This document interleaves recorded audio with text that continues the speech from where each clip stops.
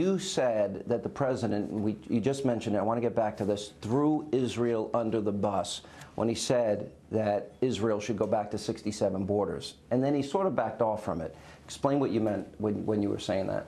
Well, I think it's pretty clear that when Bibi Netanyahu got here, that something very dramatic had happened.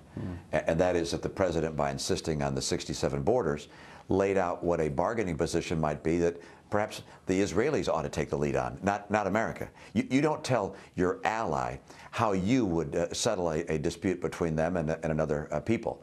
You stand by your ally. You link arms with your ally. Israel is one of our best allies in the Middle East, the best ally in the Middle East. We don't dictate to Israel what the terms of their agreement might be. And it's also been very clear in the past that presidents have said, look, we can't possibly have negotiations unless the result of all this will be that the Palestinians and other nations around them agree that when a peace agreement is reached, that there's peace, that Israel has the right to exist as a Jewish state.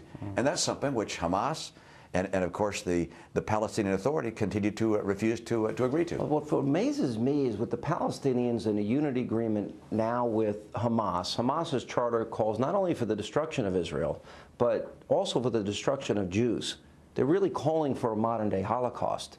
And for the president to even suggest, he did mention that it's got to be addressed, but to suggest that they should even negotiate in any way until that one issue is resolved. Would the United States of America ever sit down with a group of people whose charter called for our destruction and the destruction of our people? We don't negotiate with terrorists.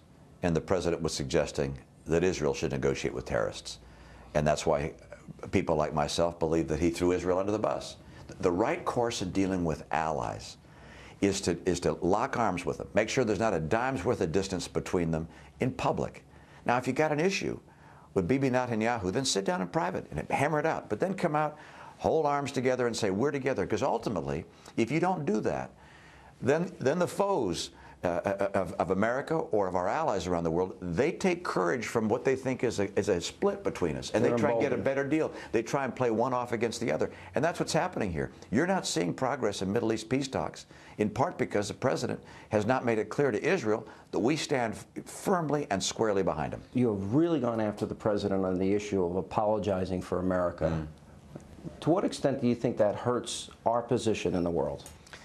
Well, I think the president's posture from the very beginning was one of saying, look, all the people in the world have the common interests that we all share. And if we could just sit down together and understand each other better and meet with the president and so forth, he suggested he was going to meet with all the world's worst leaders, as you recall, Iran, yeah. including Ahmadinejad. I disagree with that premise. I don't think everybody in the world has the same interests. I think there are some people in the world who seek to oppress and pillage other people. And I think America has to show that we reject those people and that we are strong in defending our principles and liberty.